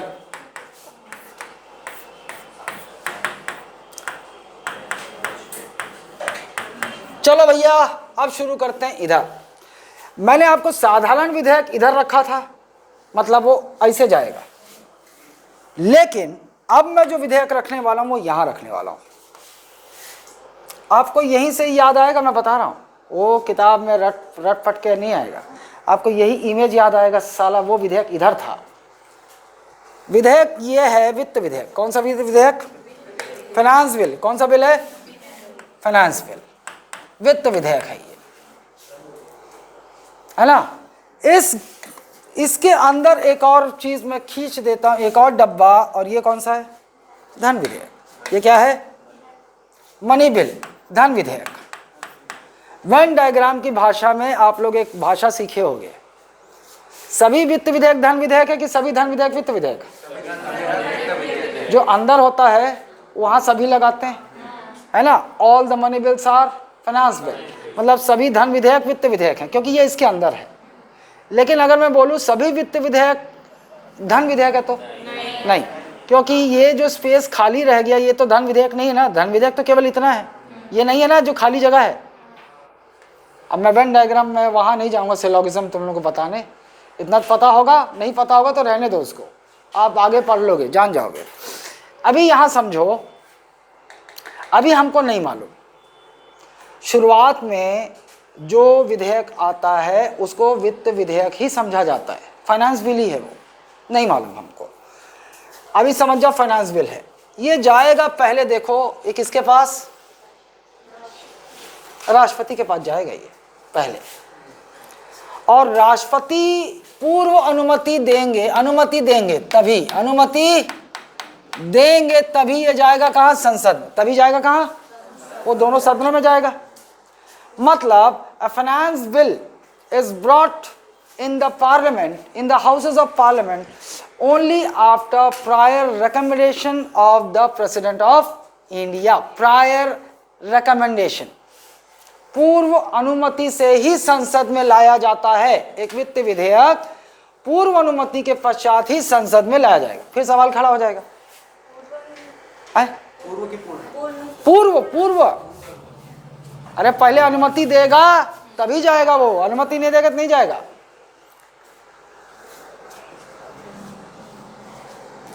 तुम कैसे सुस्त पड़ी हो आज? समझ में आ भी रहा है कि नहीं आ रहा है कि आत्मा और शरीर एक साथ है कि नहीं है ना? आत्मा शरीर एक साथ रखो भाई। इसीलिए मैं बोलता हूँ ये लैला मजनू के चक्कर में ज्यादा पड़ा मत करो। वहां क्या होता है, शरीर एक जगह रहता है, आत्मा भटकती रहती है उसके साथ, इसलिए खतरा है वहां पर। क्या पता आत्मा वापस लौट के आ पाए या ना आ पाए ना। पूर्व अनुमति। अब देखो आप, एक वित्त विधेयक लोकसभा में ही प्रस्तुत किया जाता है। A finance bill can be introduced only in Lok Sabha. प्रस्तुत का मतलब समझ रहे हो? सबसे पहले, तो मैं बोल सकता हूं कि एक वित्त विधेयक केवल लोकसभा में प्रस्तुत होता है। क्यों? क्यों? ऑप्शन है क्या तुम्हारे पास? राज्यसभा में प्रस्तुत कर सकती हो क्या? पहले बोले ना सर, केवल अरे केवल ही तो, केवल लोकसभा में प्रस्तुत मतलब वो केवल लोकसभा में ही सबसे पहले लाया जा सकता है। सबसे पहले तो लोकसभा में ही लाया जा सकता है ना, केवल लिख दिया, गलत कैसे हो गया? आए देखो, मैं बोलूं कि एक वित्त विधेयक केवल लोकसभा में ही लाया जाता है तो गलत हूं मैं, क्योंकि वो राज्यसभा में भी लाया जाता है। लेकिन मैं बोलूं कि एक वित्त विधेयक केवल लोकसभा में प्रस्तुत किया जाता है तो मैं सही हूं। समझे कि नहीं? आए देख, एक वित्त विधेयक संसद के दोनों सदनों में जाएगा ही जाएगा, दोनों सदनों में जाएगा, भले बारी बारी से जाए, तो लाया तो दोनों सदनों में जाता। लेकिन मैंने बोला प्रस्तुत का मतलब सबसे पहले, प्रस्तुत का मतलब दोनों में से पहले। और हम ये जानते हैं कि पहले साधारण में हमने क्या पढ़ा, जो लाने वाला उसकी मर्जी, चाहे तो लोकसभा में प्रस्तुत कर दे, चाहे तो राज्यसभा में प्रस्तुत कर दे, यही पढ़ा था। लेकिन एक वित्त विधेयक लोकसभा में ही प्रस्तुत होगा, मतलब राष्ट्रपति की अनुमति के बाद वो सबसे पहले यहाँ नहीं जा सकता, वो केवल लोकसभा में ही प्रस्तुत हो सकता है। अब नहीं सर, ये बोल रहे थे कि लोकसभा के बाद तो राज्यसभा में जाएगा। हाँ, तो उसको लाया, प्रस्तुत शब्द इसके लिए इस्तेमाल थोड़ी करूंगा मैं। वही हाँ बोल रहे थे कि इसके बाद हाँ नोनी, लेकिन तुम उस समय उसका बात नहीं की। मैंने बोला प्रस्तुत शब्द का इस्तेमाल कर रहा हूं मैं केवल के लिए।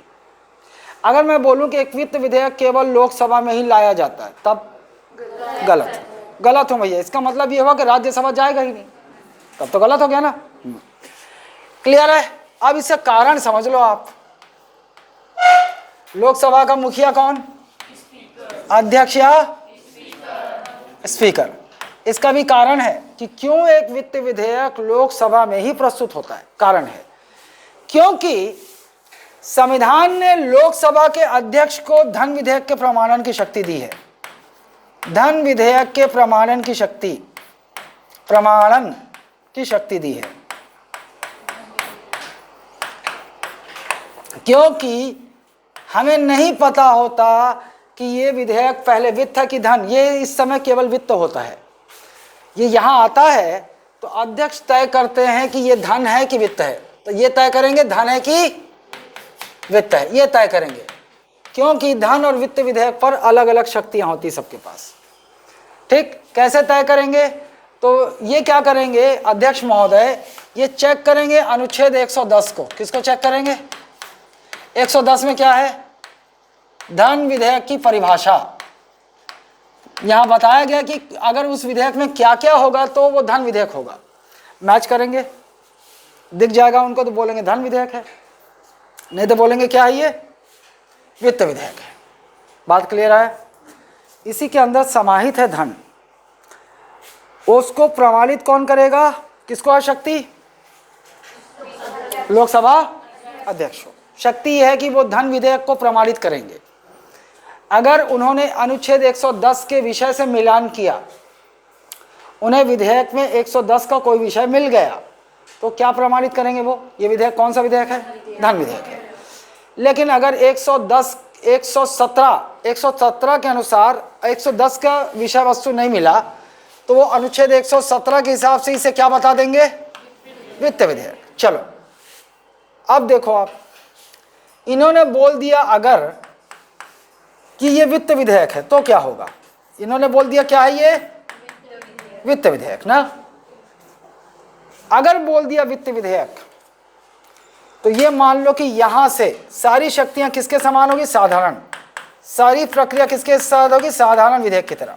सारी शक्तियां साधारण, मतलब फिर वही 6 महीना रोक सकते हैं, लोकसभा संशोधन कर सकता है और साधारण बहुमत से पारित हो गया तो यहां गया। इसको भी वही है, 6 महीना रोक सकता है, संशोधन कर सकता है और साधारण बहुमत से पारित। फिर राष्ट्रपति के पास गया साधारण विधेयक पर राष्ट्रपति के पास शक्तियां क्या थी? पुनर्विचार के लिए लौटा दिया, फिर से पास हो गया तो बाध्य, सब कुछ सेम।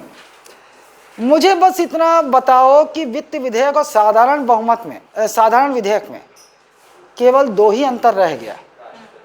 एक, वित्त विधेयक को संसद में पेश होने के लिए राष्ट्रपति की पूर्व अनुमति चाहिए, जबकि साधारण विधेयक को पूर्व अनुमति नहीं चाहिए। वित्त विधेयक लोकसभा में प्रस्तुत किया जाता है, जबकि साधारण विधेयक किसी भी सदन में प्रस्तुत किया जा सकता है। अरे तुम लोग तो व्यर्थ में डरते हो, तुम लोग बहुत ब्रिलियंट हो, तुम लोगों को पता है। हाँ, एक बार में पकड़ लेते हो, और क्या चाहिए। ये दो ही अंतर है ना। इसके बाद बस प्रस्तुत होने के बाद की अवस्था, दोनों सदनों को शक्तियां सेम, सब साधारण बहुमत की तरह। राष्ट्रपति की भी शक्ति भी सेम, साधारण बहुमत की तरह। अब घुमा ले, फिरा ले, एती कर ले, ओती कर ले, कंसेप्ट क्लियर है तो बना लोगे। क्लियर। अब अगर कह दिया धन विधेयक है, तो अब बोल दिया क्या, इन्होंने प्रमाणित कर दिया क्या है ये, धन विधेयक। अब देखो धन विधेयक में शक्तियां अलग अलग हो जाएंगी। अब ध्यान से सुनो, आया धन विधेयक यहां, सेम है भैया, 6 महीना सेम। संशोधन कर सकता है, बिल्कुल कर सकता है। कौन से बहुमत से पारित होगा, साधारण बहुमत ना। अगर पारित नहीं हुआ तो, अगर धन विधेयक पारित नहीं हुआ तो, देखो कोई भी विधेयक हो, अगर वो पारित नहीं होता तो उससे विधेयक समाप्त हो जाता है। उससे सरकार पर अब तक आपने कोई प्रभाव देखा ही नहीं। लेकिन अगर एक धन विधेयक लोकसभा में पारित नहीं होता है तो सरकार गिर जाएगी, सरकार गिर जाएगी। इसी को अन्य भाषा में कहेंगे कि केंद्रीय मंत्री परिषद को त्यागपत्र देना होगा। केंद्रीय मंत्री परिषद को त्यागपत्र देना होगा। आपने पहली बार देखा कि कोई विधेयक अगर पारित नहीं हुआ तो सरकार गिर रही है। एकलौता विधेयक धन विधेयक ही है वो, सरकार गिर जाएगी। If money bill doesn't get passed in Lok Sabha, then the government has to resign. The government falls down, collapses. बात समझ में आई। अब देखो एक और चीज कि क्या एक धन विधेयक यदि लोकसभा में साधारण बहुमत से पारित नहीं होता तो सरकार गिर जाएगी, हम देख रहे हैं। क्या संविधान में ऐसा कुछ लिखा है? नहीं। Is there any constitutional obligation for the government to resign if money bill doesn't get passed in the Lok Sabha? क्या कोई संवैधानिक बाध्यता है कि सरकार को इस्तीफा देना ही पड़ेगा यदि धन विधेयक लोकसभा में पारित ना हो? नहीं है। तो कैसा है भैया ये? परंपरा, प्रतिष्ठा, अनुशासन।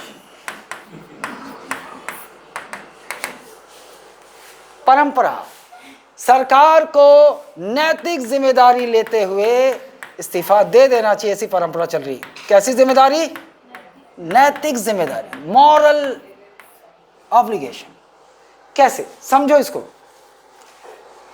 भाई। आपको पता है कि बीजेपी 543 सीट है और बीजेपी की सरकार अभी है, मान लो तो मान लेते 300 है। कितने सांसद हैं? बीजेपी बहुमत है ना, तभी तो सरकार है। क्या इस पूरी सीट का 50% से अधिक चाहिए पास होने के लिए? भाई जितने लोग मतदान करेंगे उसका 50% से अधिक चाहिए। उस गवर्नमेंट को सरकार में रहने का कोई अधिकार नहीं जिसका बहुमत है, और उसी का, क्योंकि धन विधेयक किसका होगा? सरकार का होता है। सरकार को पैसा विपक्ष को थोड़ी मिलेगा शासन चलाने के लिए पैसा। धन विधेयक, धन किसको मिलेगा? सरकार को मिलेगा ना।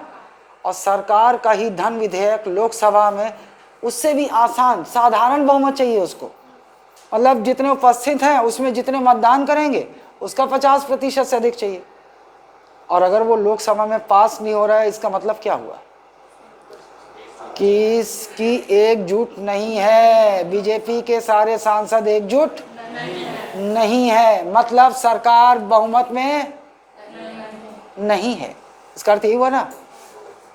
अगर भाई उन लोगों को भी पता है कि धन विधेयक पास नहीं हुआ तो सरकार गिर जाएगी। मतलब बीजेपी के सांसद अगर उस दिन छुट्टी भी मार दिए 100 लोग, इसका मतलब क्या हुआ कि वो सांसद धोखा दे रहे हैं बीजेपी को, बीजेपी के साथ नहीं है। या आकर वोट नहीं किए, तो आकर वोट ही नहीं किए फेवर में, तब भी तो धोखा हुआ।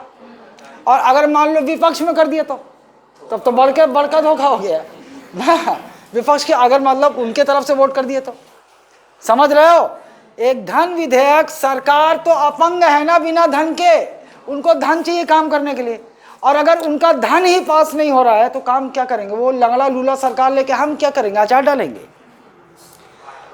तो मैं बता दूं आपको, लोकसभा में यदि सरकार का विधेयक सरकार लाती, धन विधेयक कौन लाता है?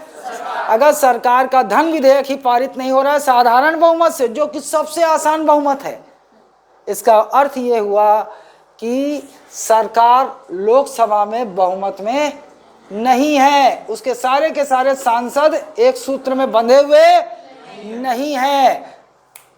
निकल लो तुम लोग इससे पहले कि विपक्ष तुरंत, वो तो तैयार बैठा होगा विपक्ष, है ना? अरे अब भाई रोगा नीचे, अब चलो रे इस्तीफा देगा नहीं देगा, कोई संवैधानिक बाध्यता नहीं देगा। संवैधानिक बाध्यता है क्या देने का, इस्तीफा देने का? तो विपक्ष है ना, विपक्ष एक उसके आगे समझोगे आप, विपक्ष ले आएगा अविश्वास प्रस्ताव। क्या लाएगा?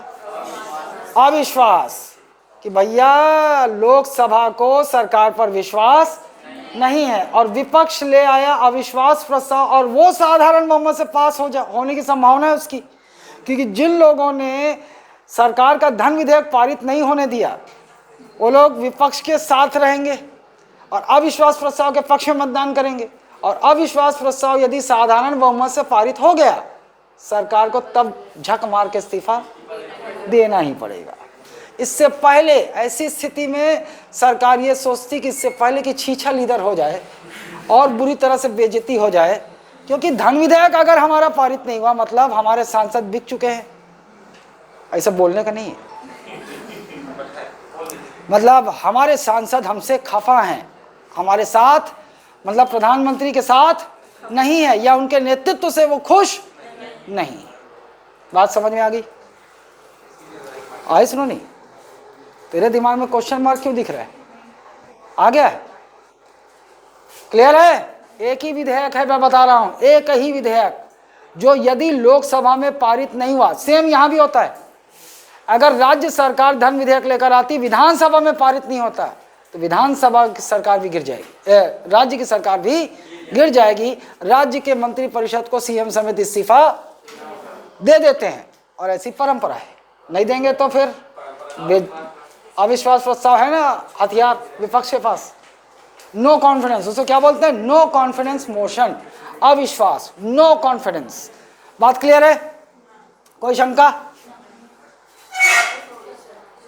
अबे रुको, अब पारित हो गया, राज्यसभा के बाद जाएगा।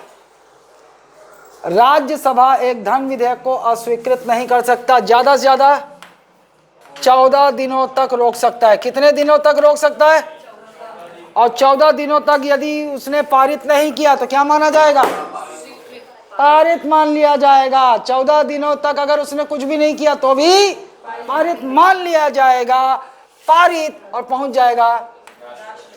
इसको शक्ति है ही नहीं विफल करने की ना। 14 दिन, ज्यादा क्या कर सकते? 14 दिनों तक रखा रहेगा अपने पास। 14 दिन बीत गया तो पारित मान लिया जाएगा। क्लियर है? मतलब धन विधेयक पर हम फिर से बोल सकते हैं, लोकसभा को राज्यसभा के ऊपर अधिभावी शक्ति, ओवरराइडिंग पावर्स हैं। आ गया। अब देखो, एक भी 111 में ही है, लेकिन राष्ट्रपति की शक्तियां देखो। पहला स्वीकृत, दूसरा अस्वीकृत, तीसरा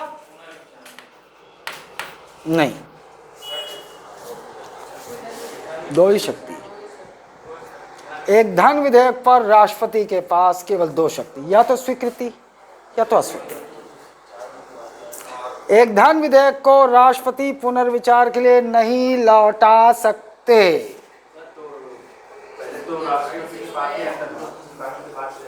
रुको, राष्ट्रपति ने अभी अनुमति दी थी, अनुमति, अंतिम स्वीकृति नहीं दी है।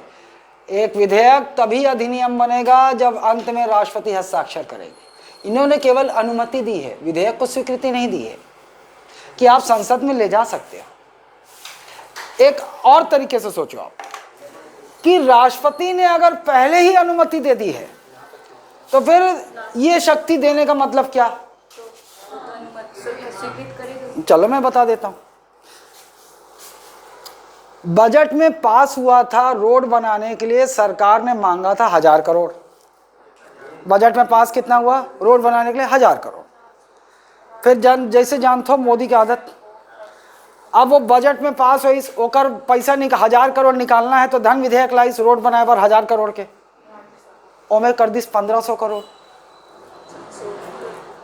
1500 करोड़ कर दिस। लोकसभा में पास भी करवा लिस, बहुमत है। राज्यसभा को तो स्वीकार करने का है ही नहीं। पहुंचा राष्ट्रपति महोदय के पास, चेक करेंगे अभी बजट में कितना पास हुआ था? 1000 करोड़। अबे रोगा 1500 करोड़, 1000 करोड़, 1500 करोड़, रिजेक्ट। जब स्वीकृत पास हुआ है 1000 करोड़ तो 1500 करोड़ कैसे ले लेगा तू? इसलिए स्वीकृति करने की शक्ति दी है, क्योंकि आपको पता है। अच्छा मान लो 1000 करोड़ आया, धन विधेयक 1000 करोड़ का ही आया, यहां संशोधन करके उसको 1200 करोड़ कर दिया। संशोधन की शक्ति है ना लोकसभा को, है कि नहीं? और उसको 1000 करोड़ को संशोधन करके 1200 करोड़ कर दिया और राष्ट्रपति के पास आई, अबे साले मैं 1000 करोड़ की अनुमति दे रहा हूं, 1200 करोड़ हो गए, रिजेक्ट। समझ रहे हो कि नहीं? एक और चीज भाई, संशोधन लोकसभा कर सकता है, क्या राज्यसभा एक धन विधेयक पर संशोधन कर सकता है? नहीं, नहीं कर सकता। केवल संशोधन सुझा सकता है। क्या कर सकता है? केवल संशोधन सुझा सकता है, जिसे लोकसभा माने या ना माने। लोकसभा माने या ना माने।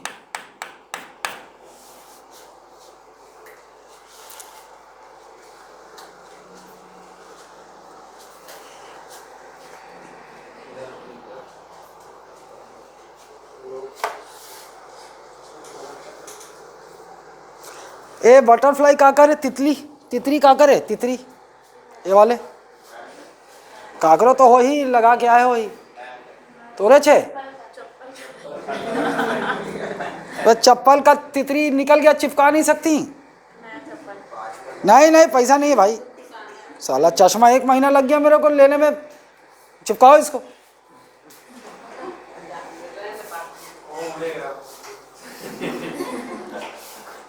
उसको अगर राष्ट्रपति कैंसिल कर दिए तो सरकार नहीं गिरेगी ना, क्योंकि वो तो राष्ट्रपति कैंसिल किए मनी बिल। नहीं, हाँ एक और चीज, अगर धन विधेयक को राष्ट्रपति अस्वीकृत कर देते हैं तो सरकार पर प्रभाव नहीं पड़ेगा, बस पैसा नहीं मिलेगा उसको, लेकिन इस्तीफा देना नहीं पड़ेगा। केवल वो लोकसभा में और राज्य में उसी प्रकार से विधानसभा। अगर विधानसभा में धन विधेयक पारित नहीं होता तो राज्य की सरकार गिर जाएगी, और अगर राज्यपाल अस्वीकृत कर देते हैं तो उस पर सरकार पर प्रभाव नहीं पड़ेगा। बात क्लियर है? हो गया। और एक होता है संविधान संशोधन विधेयक। मैं रहने दो, शुरू करूंगा तो कहोगे हाँ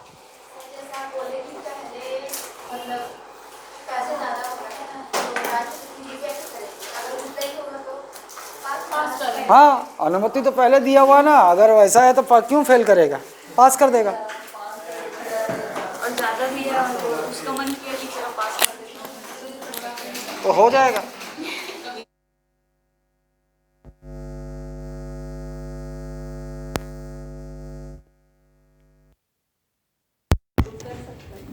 सब जो तुमको क्या लगता है, उससे पहले रामनाथ कोविंद थे, जो वो बोलते थे वही करता था। अभी भी जो मोदी बोल रहे हैं वही करती है द्रौपदी मुर्मू। अभी संवैधानिक पद